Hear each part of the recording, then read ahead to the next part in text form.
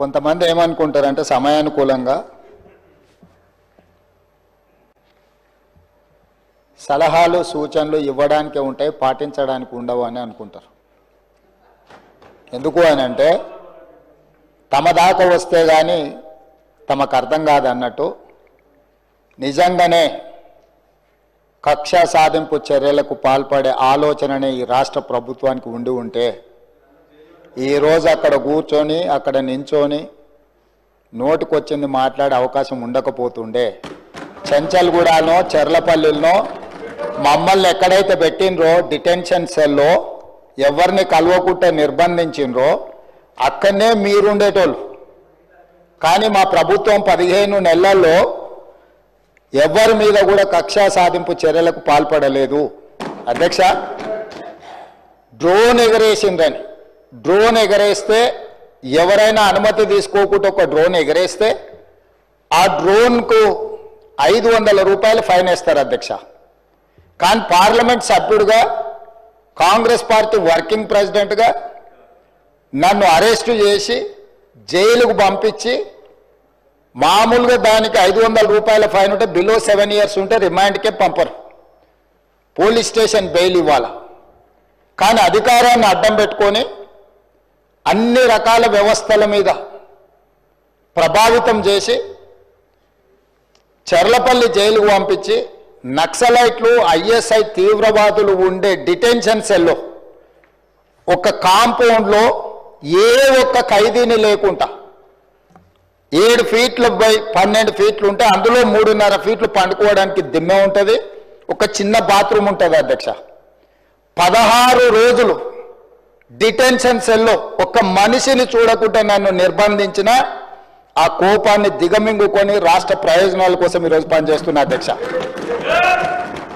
రాత్రిపూట పడుకోవడానికి లైట్ బంద్ చేయకుండా ట్యూబ్ లైట్లు ఆన్లో పెడితే అది ఓపెన్ ఎయిర్ జైలు. ఇంతింతలో బల్లులు 7 ఫీట్లలో 3.5 ఫీట్లు దిమ్మ ఉంటే దిమ్మ మీద పడుకుంటే ఇంకొక 3.5 ఫీట్లు గ్యాప్ ఉంటుంది.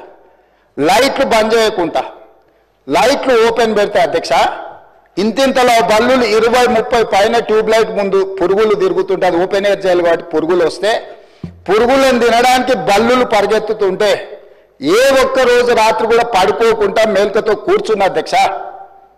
బయట కానిస్టేబుల్ లైట్ బంద్ చేయవా పడుకుంటా అంటే లేదు సార్ పైనుంచి ఆదేశాలు ఉన్నాయి, ఆ ట్యూబ్ లైట్లు బంద్ చేస్తే మీరు పడుకుంటారు కాబట్టి ట్యూబ్ లైట్లు ఆన్లోనే పెట్టమని. ఆ ట్యూబ్ లైట్ స్విచ్ బయట ఉంటుంది అధ్యక్ష, లోపల ఉండదు. ఆ చిన్న బాత్రూమ్ చిన్నది, కూర్చుంటే బయటకు కనిపించేటట్లు ఉంటుంది అధ్యక్ష. ఒకసారి నేను ఎమ్మెల్యేల హోమ్ కూడా నా దగ్గర ఉంది కదా, ఎమ్మెల్యేలను నేను తీసుకెళ్తా, మంత్రులను తీసుకెళ్తా. ఏ జైల్లో ఐఎస్ఐ తీవ్రవాదులను కరడుగట్టిన నక్సలైట్లను బంధిస్తారో పార్లమెంట్ సభ్యుని నన్ను 16 రోజులు అందులో బంధిస్తే 16 రోజులు రాత్రిపూట ఏ ఒక్క రోజు పట్టుకోలేదు అధ్యక్ష. పొద్దున పూట బయటకు వదిలినప్పుడు 6 గంటలకు వచ్చి ఖైదీలను బయటకు వదులుతారు కదా అధ్యక్ష. బయట ఒక చెట్టు ఉంటే 16 రోజులు పొద్దున పూట చెట్టు కింద పడుకున్న అధ్యక్ష. అయినా నేను కోపం ప్రదర్శించలే. ఇవన్నీ కూడా దేవుడు అనేటోడు ఉంటాడు, చూస్తాడు, అంతకు 4 ఇంతలు అనుభవిస్తారని నేను అనుకున్నా. సరిగ్గా నేను ప్రమాణ స్వీకారం చేసే రోజే నా మీద కక్ష సాధించిన వాళ్ళని దేవుడే చూపించి దావకంలో షరీక్ చేపించింది అధ్యక్ష. నేను ఎవరిని ఏం అనాల్సిన పని లేదు. మొదటిసారి నన్ను జైల్లో ఎన్ని రోజులు పెట్టినరో వాళ్ళకి తెలుసు. నా బిడ్డ లగ్గం ఉంటే కూడా లగ్గానికి ఇంటరిం బెయిల్ 2 గంటలు లగ్గం చూడడానికి కూడా అభ్యంతరం పెట్టి ఢిల్లీ నుంచి న్యాయవాదులను తీసుకొచ్చి ఇక్కడ వాదించి ఆయన బిడ్డ లగ్గపత్రిక రాసుకోవడానికి కూడా వెళ్ళడానికి వీల్లేదు అని చెప్పి కోర్టులో వాదించిన వాదనలు అక్కడ ఉన్నాయి అధ్యక్ష. కోర్టు నాకు కండిషనల్ బెయిల్ ఇచ్చింది అధ్యక్ష. చెర్లపల్లి జైలు నుంచి ఎన్కన్వెన్షన్ ఫంక్షన్ హాల్కి పోయి నా బిడ్డ లగ్గపత్రిక రాసుకొని అక్కడి నుంచి సీదా మళ్ళీ చెర్లపల్లి జైలుకు పోయిన అధ్యక్ష. రాజకీయ కక్షా సాధింపు మీద నాదా? నా బిడ్డ లగ్గానికే పోకుంటే నన్ను అడ్డుకున్నా ఎవరికైనా అధ్యక్ష, మన పిల్లల కంటే మనకేముంటుంది అధ్యక్ష ఈ భూమి మీద? నా బిడ్డ లగ్గానికి లగ్గపత్రిక రాసుకోవడానికి కూడా అడ్డుకుంటే కూడా నేను మిమ్మల్ని ఏమనలే.